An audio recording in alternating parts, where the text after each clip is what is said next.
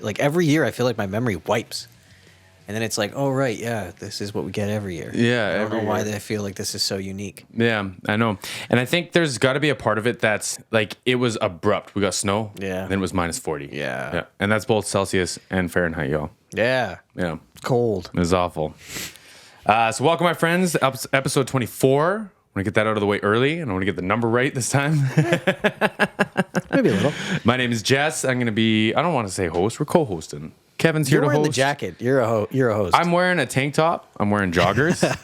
And I put the jacket on because you said, what was the word you said? I'm slightly formal. Formal, yeah, that was it. Well, I have a button-up shirt on. So. Well, I appreciate that, man. Yeah. Looking forward to hanging out with you. I am glad that we waited, if I'm being perfectly honest. I'm glad because like dying on the road is not exactly my ideal. No, not in a Buick. Yeah. hey, man. I mean that with love. Like I don't know. If it's gonna happen, not in a Buick. Yeah, that's fair. I feel like you get rattled around too much in that thing. Yeah, it's very floaty. It's not gonna like just stop in the snowbank. It's also like a car, which I didn't realize how used to being in an SUV I was. Oh, mm-hmm. You know what I mean? Mm-hmm. Like nobody buys cars anymore. I really want a car. Okay, well you can have one. But I've only had big vehicles my whole life. Yeah, that's fair. My BMW wasn't that big, but No, that was definitely car, but it felt different. yeah, I had good tires and everything though. Like I Yeah. did the stuff I was supposed to do. Yeah, it was sunk down the road nice. Yeah, it was nice. Thank God someone wrote that off for me. Yeah, every once in a while that insurance fairy comes along. Yeah. How have you been surviving the cold? Like, have you learned anything about yourself? I've had like many like Come to God existential moments. dread type moments and struggled with a lot of things. Okay. And I don't know if it's the cold that brings this on or if it's like I'm avoiding it and then I can't do anything and therefore I have to face it. But it was actually kind of beneficial. Like it made me start journaling again, made me kind of like refocus on some things that I seem to have lost sight on. Did it like force you to be inside and then you're like, I'm not just going to waste away inside? So you like did valuable stuff with it? I don't think I really did like externally valuable stuff too much. Like Okay. I didn't really accomplish anything too much external, but like I sorted a lot of things out in my head, I think. Okay. Like what? Give me an example. Well, it's something that we were kind of touching on the last time, but this idea of like living out loud, like it was, I don't know, it was something that like I wrote down in my journal and I didn't realize I had written it down until I picked it up again and was like, oh yeah, right. It was kind of like defining what's important to me in terms of like if I were to look back on something and be proud of it. Mm-hmm. And the first point, it was do it without holding back. Okay. And that was like the first thing that as to whether or not I could be proud of something that I had accomplished. Okay. And kind of this mentality of like hold nothing back. Mm-hmm. And it was one of those like, oh, right, that's important to me. Mm-hmm. And I kind of lost sight of that a little bit. Mm-hmm. And rather than like pursuing that idea and like leaning into it, yeah, I had ignored it. And that question kind of is coming up now more and more as I go and do normal things. Interesting. It's like, well, am I holding back? Mm-hmm. Is really like the thing that keeps coming up in my head. It's just one of those like, are you holding back here? Are you not being authentic? Are you limiting yourself in some way, shape, or form that you're going to look back and go, why did I do it that way? Mm-hmm. And yeah, I was in like a really down couple days, and then focusing on that a little bit more and then giving it some attention, I think really helped. And I wouldn't have done that if I didn't have the brutal cold, because otherwise I can distract myself with any number of things. Well, you go to the grocery store and keep yourself busy. Like, Yep. I wasn't even, my truck has 2 feet of snow on top of it because it hasn't moved. Yeah, honestly. What does that sound like when you're talking to yourself like that? What does it sound like? Let me give you an example. I've given you other examples of this, but today I was plowing snow, and the setup that I have for it is dope because it's fun. It's a big ATV with tracks on it and a snow brush on the front, or like a snow shovel or whatever on the front. But it's squared up, and I didn't know that you just have to move a pin to like angle it. Oh, okay. So I was just pushing snow straight forward, and it was leaving tracks on each side, and I was going back and forth and cleaning it up, right? Yeah. And I was waiting for my neighbor to come over and give me shit about it, like laugh at me. Even though he never would, he never had before. Okay. But that's what's going on in my head. I'm like thinking in my head that he's thinking I'm a fool for how I'm doing this. Okay. And I've had this my whole life. I had this at the old house when we lived together. Yeah. Mowing the grass, thinking that the neighbors are laughing at us for like, why even bother? We still got to mow the grass, right? So I'm curious what that sounds like or looks like for you. Well, I'm genuinely never worried about what other people think. I have the inverse problem. And that's why I asked the question. Because like I have, I'm just way harder on myself usually than I would expect the world to be on me. Because usually when I interact with the world, it's the opposite. It's like people are way more chill than I am in my head. Way more chill. And shout out to y'all, beautiful people on the internet, man. Chill. I like that. Patient, understanding. So like, yeah, I mean, there's like two things with it. I think like the internal voice of like beating myself up or whatever, or at least like the distracted away from. But when I come back to it, it's like, I don't know. It's kinder. It's like, oh, welcome home. You know what I mean? Okay. Like, hey, I know you were wandering out there, but like, doesn't this feel better? Mm-hmm.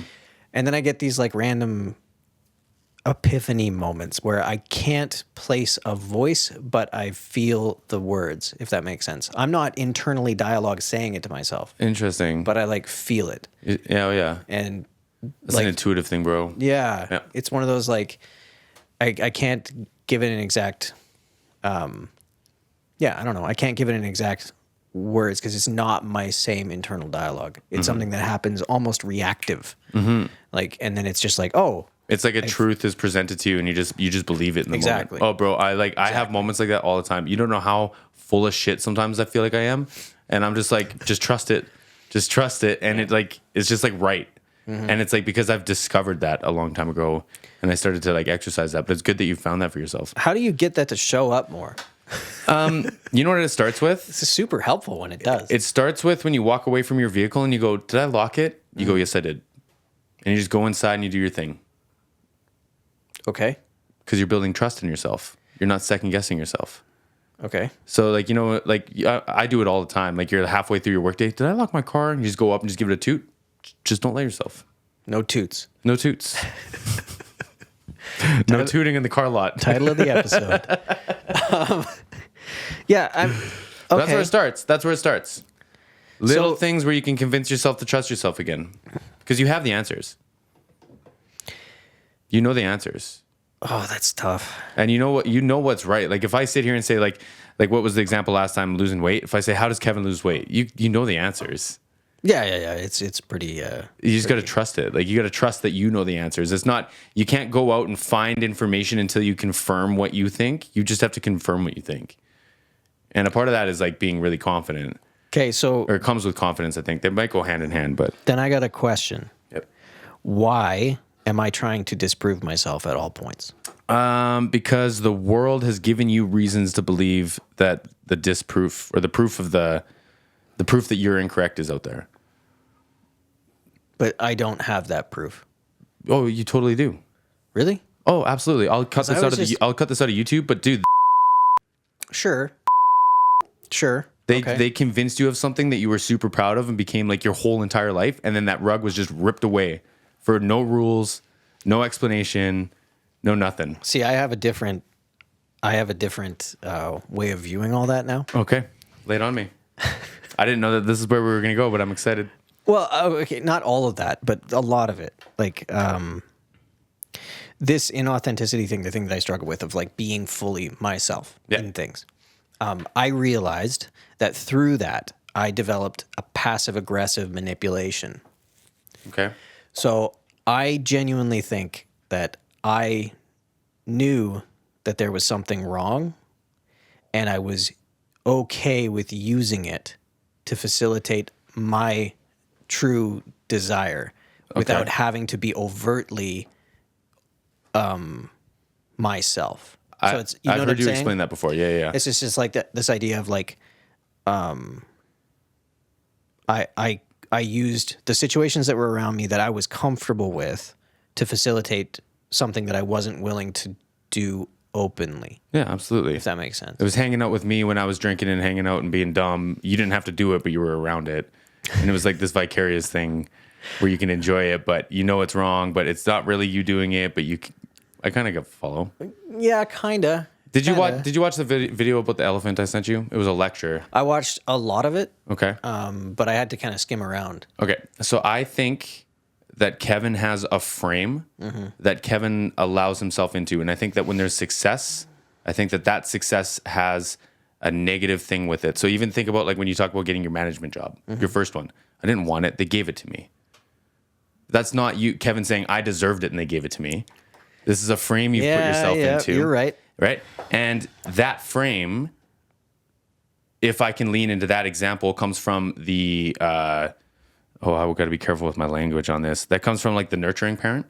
You need the strict parent. Yeah. You know what I mean? And both sides have pros and cons, but you just need a little bit of that strict parent. And you also need the discipline of learning to trust yourself. Yeah, because you're stuck in that frame. Like whatever it is, whatever success paints itself as, it's going to come with those other things that you think of when you think success. And I can hear it in the language that you use, right? You're defensive of people who are successful, but there is like some negative language, at least to my interpretation.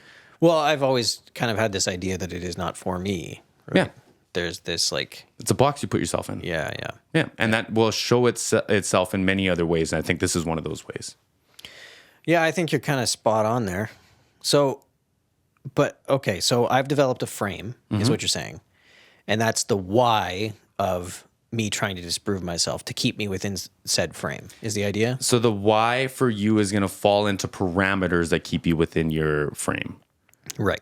So whatever like you consider to be purpose, and like when you start laying in like, my family, all these things, that's what's putting you in your frame for the good and for the bad. And if you just remove that, and if you just trust that you locked the car, then you don't have to spend time in that frame. You can just move past it. Oh, man. Okay. Dr. Jeffy Peppers, y'all. I literally sent a text yesterday, and the words were, "Trust is difficult for me." Yeah. I wasn't referring to this specifically, but it, like, now that I think back of it, it's just one of those, like, yeah, it's like difficult in a multitude of layers. And so, okay, practice trust in situations where I feel the urge to distrust. Yeah. And like, I would even like, and I did this for a long time when I worked at the gym, write down every time you have that feeling. Even if it's just a tally on the desk, abs mentioned, just a tally on the desk, and then just go, holy shit, I didn't trust myself 18 times today. Like, what the hell am I doing? Huh. And then it's like, think about it. You let yourself drive under those conditions. You know what I mean? Like, yeah. It's because I want to put a positive spin on it. But just, like, be real with yourself, though. That's fascinating. Okay. How's that feel? It feels, oh, man. There's like a part of me that's like, oh, okay, I can see it, and it's so easy. And then there's a decent part of me that's terrified of doing the action of it. Yeah, I bet. Like the unfamiliarness of that. Yeah. Even though I get it, like, in essence, because there's times where I see it, but like, I'm so familiar with the other. Like with not trusting yourself? Huh. Oh, dude. It's home base. Like, I've spent most of my life being the kid with a messy car, having my whole life in a car. I always joke that I'm like living out of my car because all my stuff's in there. And if I don't go and check that I locked my car, I could lose everything. But sometimes I just have to trust that I did lock it because I know it's important to me. That's the other side of it too, right? It drives up the value of your time because it's like I took the time to lock the car. I remember. I don't have to go out and check. And I'm not saying don't go check. I'm just saying that's like a principle thing is something to think about. We didn't say never lock your car. Yeah. That's not what this is. Yeah. Okay. I don't know if I've locked my vehicle once since I moved here. Well, this is a different thing. Yeah. You're in the sticks now. Yeah.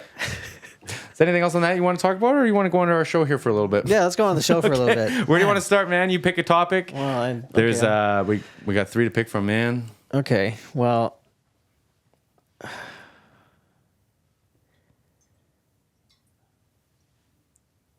I mean, for me,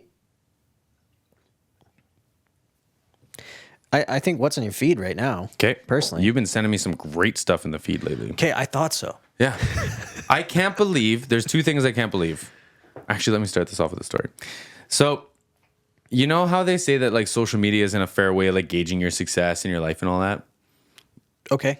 So my like the part that I stack myself up against is how good people's pictures and videos look. I don't give a fuck what's happening in the picture of the video. Yeah. I don't care about the necklace, the shirt, whatever. I don't care about that. How the hell did you get it so crispy?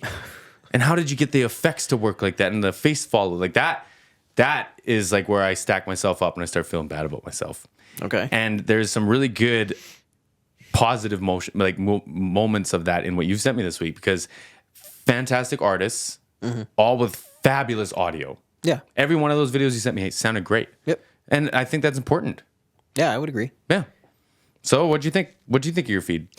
Because I thought it sounded great. Well, it's something that you and I have been talking about, or you had been predictive of, and I will give you credit on that. Which this idea that the oh man, what's the word for it? The savants of the world are going to come back and become The freaks. yeah, Yep. more Eddie Van Halen, bro. yeah, the Yep. more powerful in our world, and that's what I'm seeing. I'm seeing people that are uniquely gifted getting a chance to display themselves in a way that I don't think there's another avenue for to grow in the way that they're doing. Oh, absolutely. Like that piano one that I sent you. I'll have the links in the description box. Yeah. But like, I will never be in a situation where I will ever encounter that guy. Ever. Other than this. And now you get to be a fan. Yeah. And I was floored at what he created. Yeah. And it's one of those like, I'm not going to be that's not my sphere, even though I played piano or whatever, but like, that's not the thing that I'm going to go and search out. But in my feed, this was put at my doorstep and I got to enjoy it. And as an artist creating art for people to get an emotional reaction out of, what better avenue is there for the people that are true geniuses, the people that are not looking for just the thing to get consumed as they drive to work or whatever, the thing to be emotionally engaged with, because it's of an immediacy and in a way that is so personal. You know what I mean? Like, Well, I don't need a scandal to get me a documentary or an interview for you to get to know me. Yeah. You know me already, and then I made my viral clip. Yeah. Or at least a large percentage of the world, and there's information out there where you can come and find me. Because that same piano player you could probably reach out to and start a conversation with. Yeah, more than likely. Which has also never happened. Yeah. That's a big difference, right? Well, and it's I don't know. I'm starting to not sour on it as much, because for me it was one of those like, this is I tend to get into those spaces when it comes to things that I'm not really super invested in or familiar with. But all of a sudden when I start seeing those things, and like, you know, I follow a bunch of different people that are really unique artists that are able to display what they do and get it received in a way that I don't think you'd be able to market otherwise. Like I've gotten into, there's people that make clothing, black clothing that they bleach and they paint with bleach in different variants of bleach, and they do realism on clothing. Yeah. And it's like that, where else Who would would you ever know hire that? you for that until today? And part of the value of it is like, you're going to pay $500 for that hoodie because you know the value. It's not printed on something. You've engaged with the way that the craft is done. Yeah. And I think that leaves this avenue of like people that are real creatives in any form. By inviting people to understand the creation aspect of the craft, you're inserting value back into it. Yeah. Which like I didn't think there was a way to do. You know what I mean? Because like we've made records. I've spent a lot of money making records that made me absolutely nothing, and nobody understands how much work it was. Yeah. And it's just one of those like, it's flippant and valueless in a certain segment. Like we're in that first like Napster years of things. Yeah. Music just got torched in terms of its value. Yeah. But now all of a sudden it's like, okay, well, the creation element of the art is now the thing that's on display, It's a creator's market. and it's driving the idea of value again. Yep.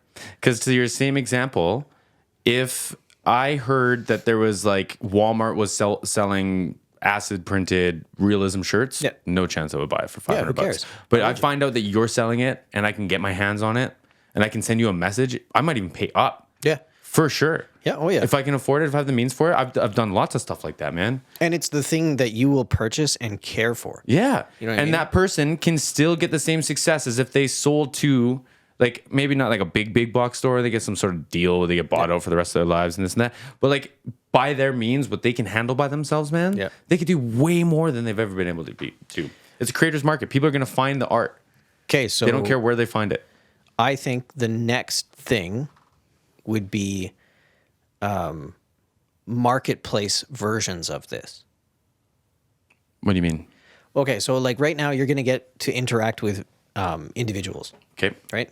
So an individual, you're getting to basically see their store, right? But you're getting to see a microcosm of their creation element within their store. I would like to see it where if you're invested in something, there is a marketplace of similar somethings for you to expound from. So like say if you and I have a band and like one of the things to do right now is to make merch for yourself, but branch off and make like a merch line. So now you can find other artists who also have merch lines because you like that type of art. Is that kind of what you're saying? Yeah, I think it's one of those like the algorithm probably does it for you anyways, but it would be nice to have. So say like hoodie creation person, right? Yeah. It's like, okay, well, that's really cool. And then that group creates some sort of, I'm basically trying to make, in my head, I'm thinking like, okay, an affiliate style thing to other things that person finds fascinating. Okay. You know what I'm saying? Yeah, okay. Because it's kind of like the idea of like, okay, well, this person in their uniqueness, in their creative story and all this stuff, it's like they have their own element of vibe. Mm-hmm. And it's like, what's the next layer of their vibe? And how does that interact with each other to make some sort of new version of a marketplace? So it would almost be like, okay, my band has this thing going on and I fuck with your art. So now you got your art in the same kind of place. And interesting. So it's like you're taking the street team thing and you're exacerbating it by taking the genre out of it. Yeah. Cool. Okay. Because I like that. It's kind of like if you enjoy me and what I create, right?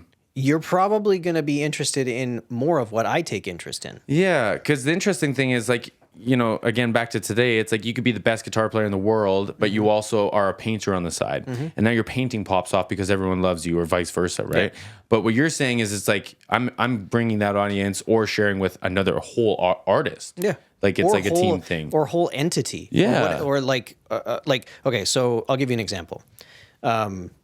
Story of the Year was a very inspirational band for me. Yeah. I bought Paul Reed Smith guitars because they played them. Yeah. Well, not directly because, but it For was example. what gave me the understanding of him. So that's like, okay, this thing. And then from there, I understand a lot of the guitar player's world and how he interacts with the world and the things that he's interested in because I follow him on social media. Interesting, yeah. But there is nothing there that is directly correlated to what is his marketplace of interest. Yeah, interesting. You know what I mean? Because like in the Amazon store, back to the creator market, in the Amazon store, there's lots of creators that are better at this than me, but if you wanted this room, you could buy this room. You could just order it. Yeah. You know what I mean? Yeah. And they've got it all listed out and all of everything, right?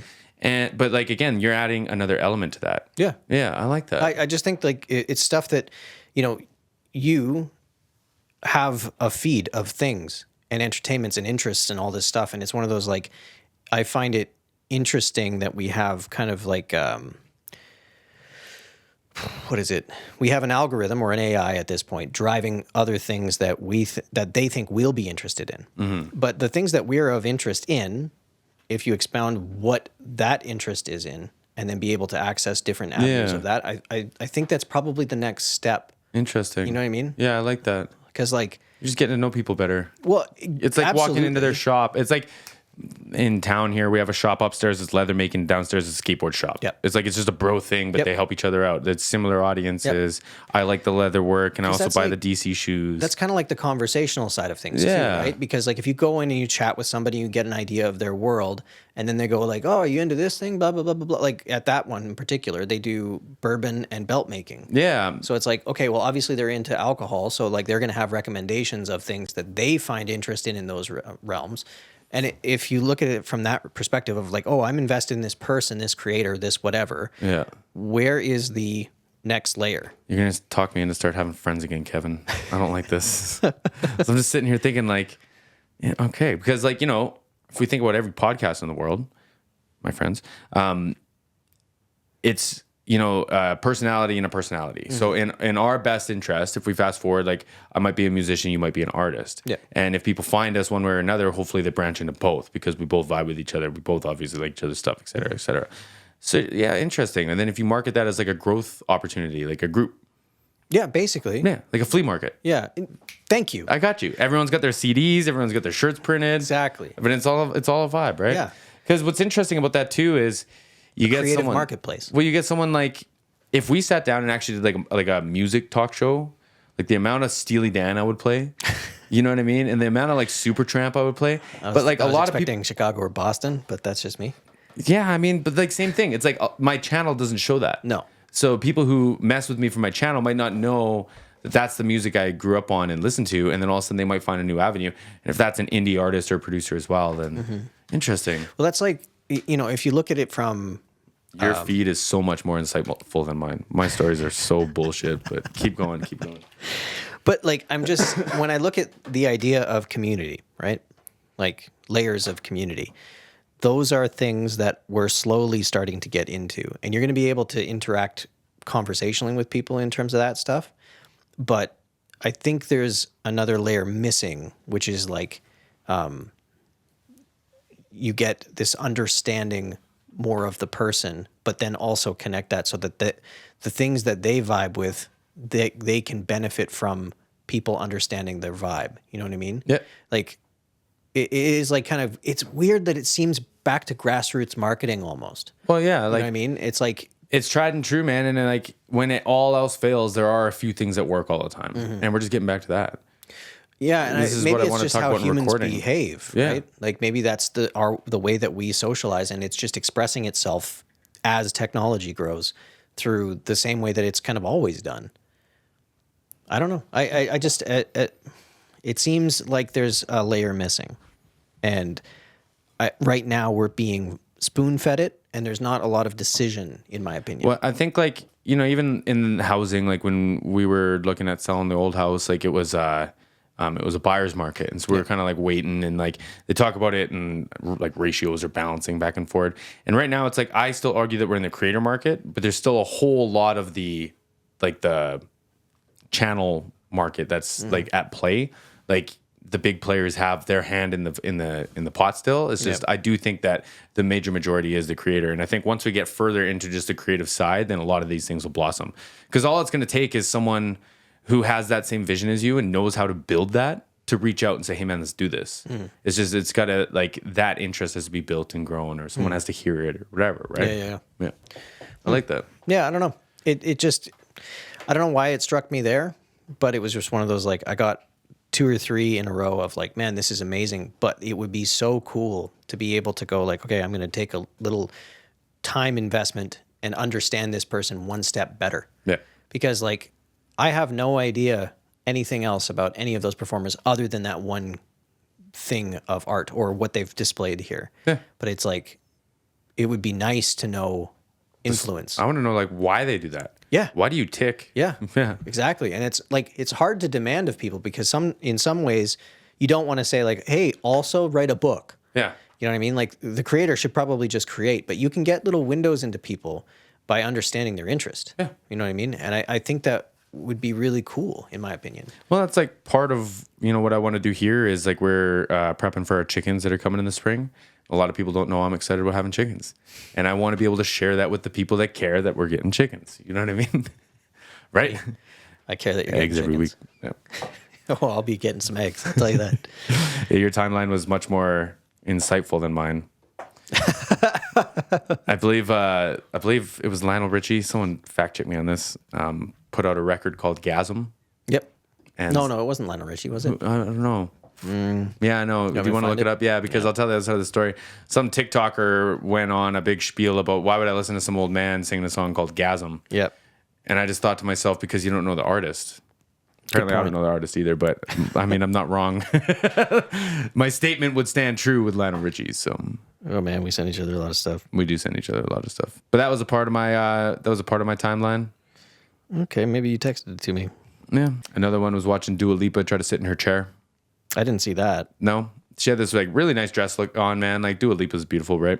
But Smokey Robinson. oh yeah, that's it. My bad. To be Smokey fair, Robinson. I don't expect anybody younger than us to know who Smokey Robinson is. That's fair. My bad. He's not really in the TikTok world too heavily. But that was the thing. It was like someone like jumping to that, and it's like, oh, bro, like the word gasm is kind of lightweight. If you consider the catalog, you know what I mean? Yeah, go back to that era. Yeah. But okay, so let's go into that moment for a second. So I think that yes, we're getting into a era of virtuosos. I also think that it's going to be backed by R&B. Okay. Yep. I think everything is going to have elements of R&B more than they already do. Okay. Because think about some of them big records that we listen to, like those live ones. They get that low B in there. Mm-hmm. That's so metal, isn't it? Sometimes. But I'm starting to see it more and more and more in these R&B presentations of music. Rap's already doing it. Rap's usually like a leader of a lot of this stuff. Yeah. And rap's been doing it for a minute now. Yeah, for a minute now. And I truly think that, man, that Polyphia band, I keep going back to them because they're like the example of this. But there is so many other rudimentaries that feel like gospel fills to me. Yep. Well, they are. Yeah, and that's what I'm talking about. So and then from that, it's not a far step over to R&B. Yep. It really isn't. And when you have all these lyrical guitars playing things either along with a vocal or in place with a vocal, it just feels like that to me. Well, I think hip hop, in my opinion, or R&B, is cooler pop. You know what I mean? Because it's gonna play around with very pop patterns, but done with flavor. You know what I mean? It's just got more flavor to it. It's got more uniqueness and more experimentation. That's one of the things that was really cool about sampling and bringing in things and mixing styles. And I'm not the biggest Kanye dude, but at the same time, what he does in terms of incorporating a multitude of things, elements, sounds, tones, genres into one melting pot of a thing, you have more room for that in that genre. Yeah, absolutely. You don't have as much room for that if you don't incorporate, well, maybe you do. Maybe it hasn't really been tapped. But I still think that's there's something about even the pitching of the instruments. I think people are starting to pursue that. And, another part of my conversation is recording and how the process is almost getting back to grassroots of recording, right? Yeah. And a lot of that was discovered and designed around big R&B bands. You know what I mean? And I'm not talking for fame, I'm talking for just volume of people. Yeah. Yep. You have 13 members in the band. Yep. How are we going to make this sound banging? Studio 24, man. They needed 24 tracks. Yeah. That was a huge change. Yeah. That was massive to be able to have 24 microphones out. Yeah. But and then that started translating into a lot of music, and we learned a lot of things when it came to recording. But now we're just getting back to a lot of that, and we're even using those same methods and just shaving off information using a tape machine or a high pass, low pass, just get rid of stuff. But it's not like we're changing the recording process that much. We're just doing a lot of, well, in my practice at least, and everything that I've seen, it seems like we're getting further, closer and closer and closer to that grassroots. A lot of the stuff we figured out in the beginning of recording. Well, I think some of the people that were around for that are now, they've been driving the ship of influence within technology. So there's not a lot of recording guys that are really stoked on technology stuff. The most influential guys are all hey, let's do a really good job of doing this thing from the 80s. Yeah. And it makes sense because that's how we listened to music. That's how it evolved our ears just in general. And the people that were influenced in that knew it a certain way, and they're wanting a better and more efficient way of doing the thing that their ears know. So to find plugins or recording technology that really pops off that isn't around that looking at the past kind of thing, it's pretty rare. There's a few, but it's pretty rare. You're always trying to capture something that's kind of already existed and then bring it into now. It's a modern nostalgia. Well, and it's our memory almost. You know what I mean? because like when you're coming up with ideas of things, you have like the true inspiration, but at the same time, your whole brain is being involved. So your whole memory is involved in the new thing. So when people are creating new, their whole memory of everything, and that includes how things were made, is incorporated. I would say like the times where they didn't have that luxury of having things to reference is probably more why we're kind of stuck in that time frame now. Because if you think about it, like when people were coming up, like when a plate reverb was the size of a bus, like it's pretty hard to like that's a new thing. It's like trying to replicate something, but it's like this is a new product. We have to engage with it and create from that new product. There's a lot more recreations of old product than there are just straight new product to drive creation. Yeah. And or at least that you see people using. Like I saw a whole demonstration video of SBX 90 today. Yeah. And it's just like he turned it on a snare drum and it's like, oh shit, that's a snare drum. yeah. But that's the thing. It's like that's what we're used to. Yeah. Like that's been the snare drum sound since the like 70s probably or 80s. Well, it's whenever they kind of built that like it's kind of like pitched vocals. Like I most people don't like the sound of a non-pitched vocal. Yeah. Like to hear someone just sing normally and have imperfection in their voice is like a deterrent nowadays. Yeah. The expectation is pitched as well as pretty aggressively pitched. So I don't know. Like when I was doing that type of thing, I was always trying to make it so I couldn't hear it. And now it's almost as if it's in a big record and you can't hear it, it feels unsettling. Well, like the record is so big now that you almost need it as part of your saturation to get it to poke through. Yeah, it does create a weird like artificial thing.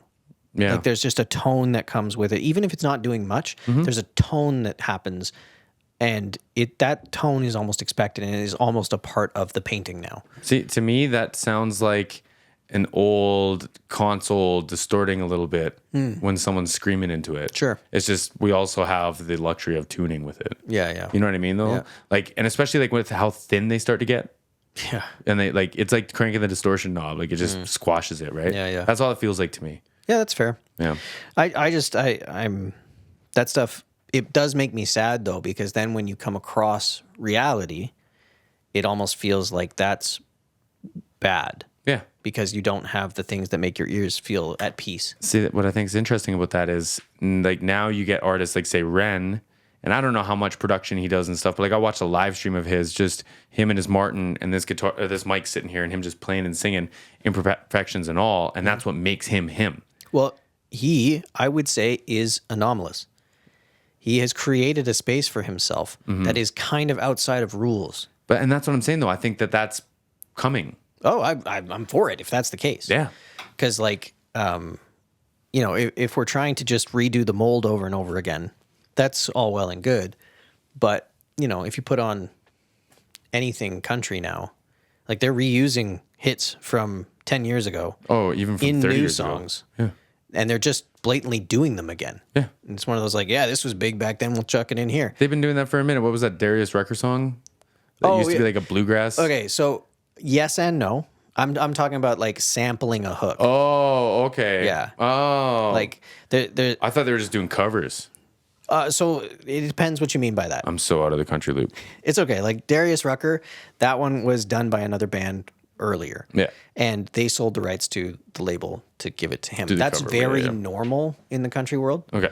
Like we used to listen to this band, Black Cherry Smoke. Yeah. Yeah. So they had a Fuck yeah. hit and then they sold it as well. They came out at the same time and they got big at the same time. And it was one of those like, all right, this is weird.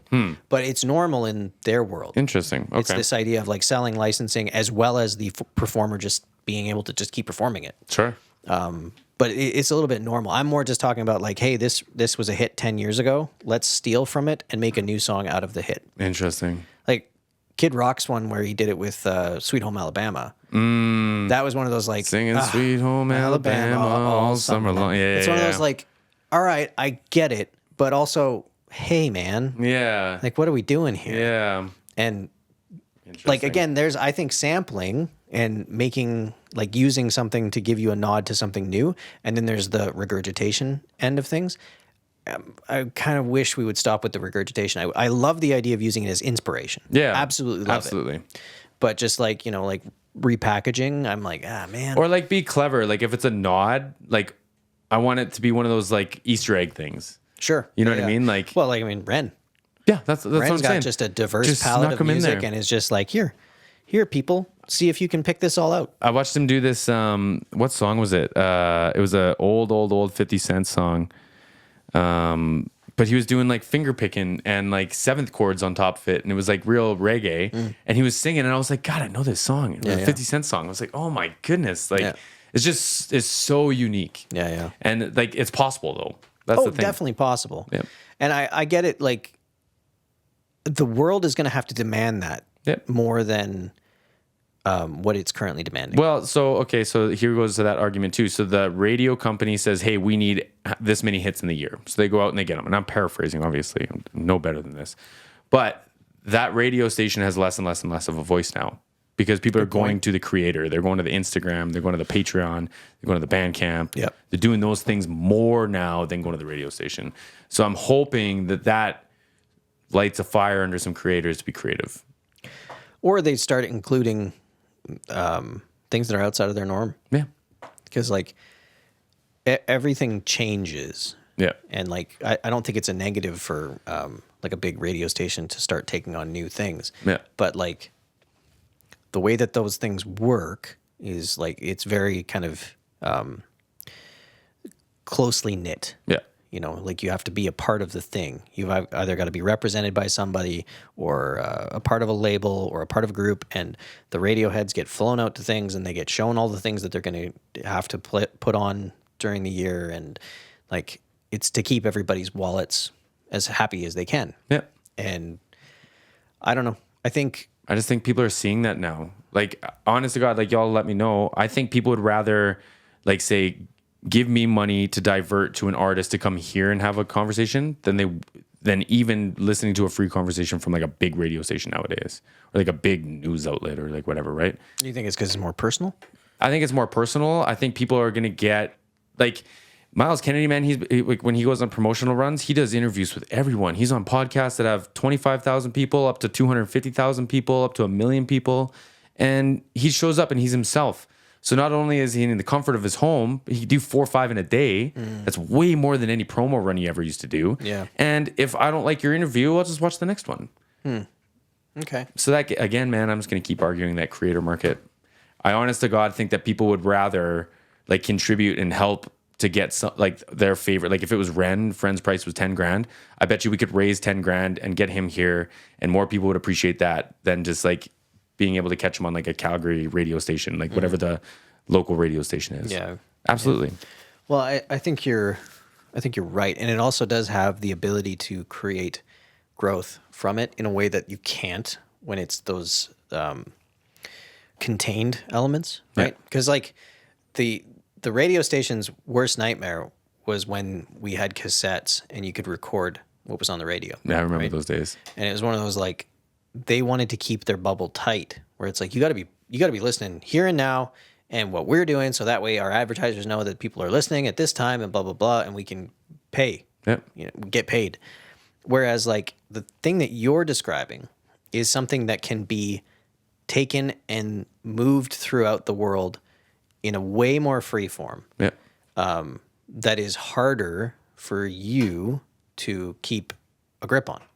Right? Like once you put something out, it can go and keep on going, and people can repost and put their own channels. Well, I can take them down, but like to an extent. But I mean, like it's like once it's out there kind of thing. And whereas if the radio world is still trying to keep it in that model of like, no, it's got to be through our things, and we try and control the root of it because for them it's all going to be used with the care of a large company. Right? Which like is when there's people involved at multiple layers and they're worried about people like investors and blah, blah, blah, blah, blah, keeping so many people happy. You have to try and exert as much control over something as you can.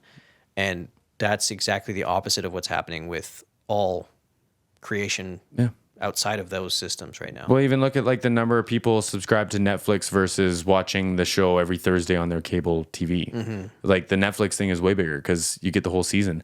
And I'm starting to see more and more people, like we were excited about the weekly seasons, like Reacher, which I'm going to pivot into. But now people just want it. Yeah. I want to binge it and I want to watch it again and again and again. Yep. You know what I mean? Well, I mean, like people are starting to dictate the way that they want their experiences. It's a creative world. Yeah. Yeah. Wow. We're leaning into, I think people are en masse are starting to see the value in the creative.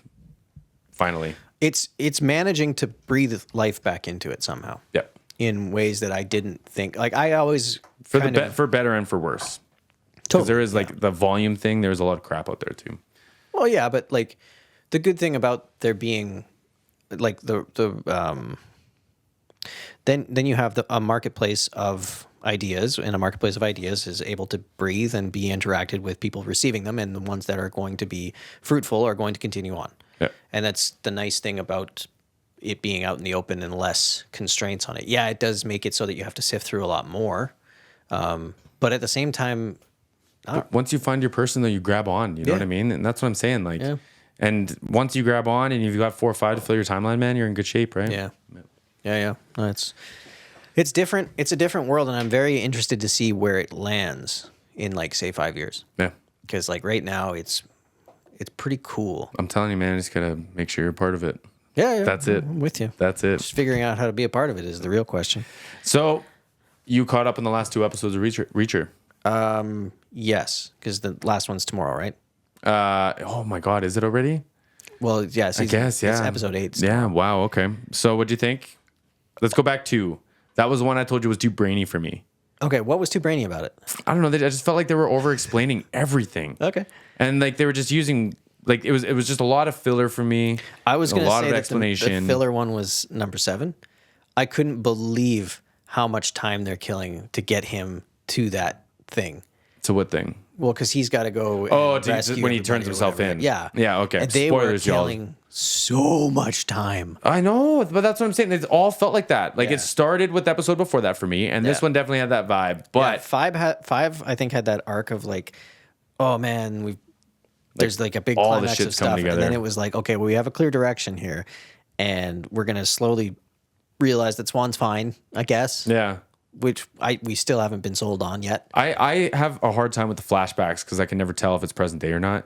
And I know that the LUT changes and it's all like sand colored, but it just sometimes it's still confusing for me. I never know if they're in uniform, it's a flashback. Yeah, I know. That's what I always go with. Are they in uniform? Flashback. Yeah, Are they in uniform? Flashback. That's always how I had to keep track of it. Okay. Because I wouldn't notice the LUT, as you say. That's fair. I'm just being a douche. So then the last episode, what did you think of that one? They broke into the hospital. Oh, that was brutal. That gave me vibes of. Do you remember was it Spider-Man? No, Batman. Sorry, with the Joker and Two-Face. Yep. And Joker walks in with like the thing on, and it's his whole face is painted, and he doesn't notice until he takes the mask off. That gave me the big guy vibes. Well, to be fair, like he's probably on morphine. And he But didn't. What about the rest of the morphine, hospital? Right? Oh, yeah, great question. That's what I'm saying. Yeah. And don't you think? I don't know if he was in protective care. I couldn't. He was, yeah, because he got past the guard or whatever. Oh, right. Like, That's what I'm saying. Yeah. Oh, man. So. Yeah. Yeah. So the catheter story. Oh, I gotta hear. Although I don't know if I want to hear. I'll leave the names out of it. No, it's cool. So a buddy of mine, he had a lot of health problems. He had Crohn's and colitis and a bunch of stuff, and he was misdiagnosed forever and ever and ever. But before one of his surgeries, they had to give him a catheter, and it was his first time getting one, and he didn't know what to do. So he was talking to the nurse who was trying to settle him down, and he goes, "Can you just show me how it works?" And she's like, "Yeah." So it goes in, and she's like, "We puff it up," and she fills it up, and she goes to deflate it, and it doesn't deflate. And she goes, "Oh, that's never happened before." So she had to go get a new one and then do it.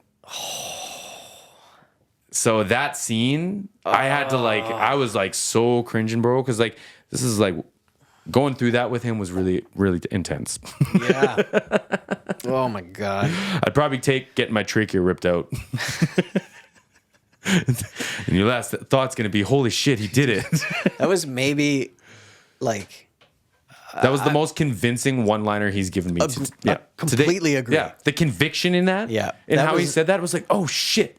And like, that was perfect. Yeah, It was absolutely perfect. Like Yeah. whoever wrote that line for him in there that way, I was just like, man, nice work. it's exactly what I wanted. It's Yeah. comedic, it's meatheadish, and Yeah. it's terrifying. Yeah. Oh yeah. Oh my god, that's And- terrifying. And you realize it's well within his capacity. Oh, I think he's done it already. Hasn't he Something ripped a couple of people's throats out? must have. In the like 40 must people or have. whatever we're at now. That So, not to deviate a little bit because I'm going to stay on this, but Alan Richardson, right? yeah. There's a lot of comparison now between him and vintage Arnie because he is close. They show some footage Yeah. between him and Arnie, and it's like, man, they are darn close. I bet you that Like Olympia level Arnie. yeah, I bet. I think that Adam, right? What's his name? Alan. Alan, sorry. I think that Alan's midsection looks like he's blown it out once or twice. Like where he's gotten too boxy. Oh, okay. And then he's tried to come back and it's like he He probably hasn't kept- has, he but hasn't just not kept the- quite. right. Yeah, and I think that's going to be the only thing that probably hinders him because his legs are huge, bro. Yeah. Like his ass is huge. He's big, dude. Yeah, and like the other thing that people don't take into consideration is like Arnie's muscular development was kind of like interesting.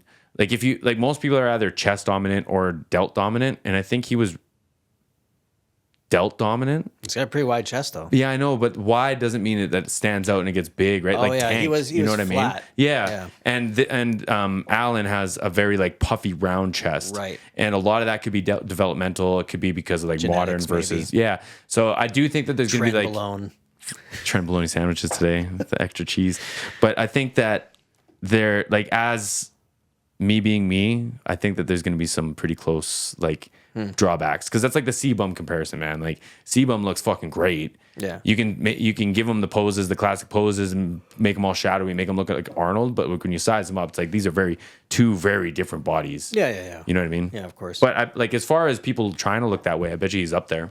I just think like that being that size gives him so much opportunity. Absolutely in the future. agreed. Like he was in Fast X or whatever. As long as he doesn't hurt himself, Well, because that's a whatever like, he's taking is hurting him. remember when Arnie tackled Stallone or vice versa and it broke his back? Yeah, I kicked him hit him through a wall or whatever. Broke his Yeah, back. and so like you and I mean, like give or take, if I did that to you, our bodies don't have that much like leverage, right? Like when you're 8 feet tall, like that's a big thing to move, right? Okay. Pause. But anyways, I didn't know it was the last season. I forgot. Well, not Or the last episode, Yeah, sorry. the last episode's supposed to be coming out tomorrow. I think. That sucks. If it's 8 episodes, which I think it is. Yeah, that makes sense because he's up against Bowser or whatever. Yeah, Bowser. Yeah, I'm looking forward to it. Obviously, we know how it ends because that's how everything ends when it's like the hero show. Yeah. But I just want to know if Buddy's dirty or not. Swan. Yeah. Yeah, I know. Me too. Yeah. Because it keeps seeming like maybe he's not, maybe he is. Well, I think he has to not be because Reacher is like perfect judge of character, right? Yeah, but I've watched so much Suits now that Oh yeah. we're like in our soap opera phase with Suits, bro. Like yeah. Danielle's gonna get home. I actually have to jump off here and go pick her up, but we're gonna turn it on, and before we go to bed, we're gonna turn it off, and then we'll get ready for bed and go to bed. So it'll just be on. It's fair. And so all I'm saying is, some people can be shady without you knowing for a long time. Oh, I lived through a couple of those. Hey. Yeah, buddy. Well, hey, man, it's been a lot of fun. Yeah, man. I appreciate you braving the roads to get out here. Yeah, of course. And everyone on the BEL channel, Patreon, Spotify now. We'll see you all in the next one.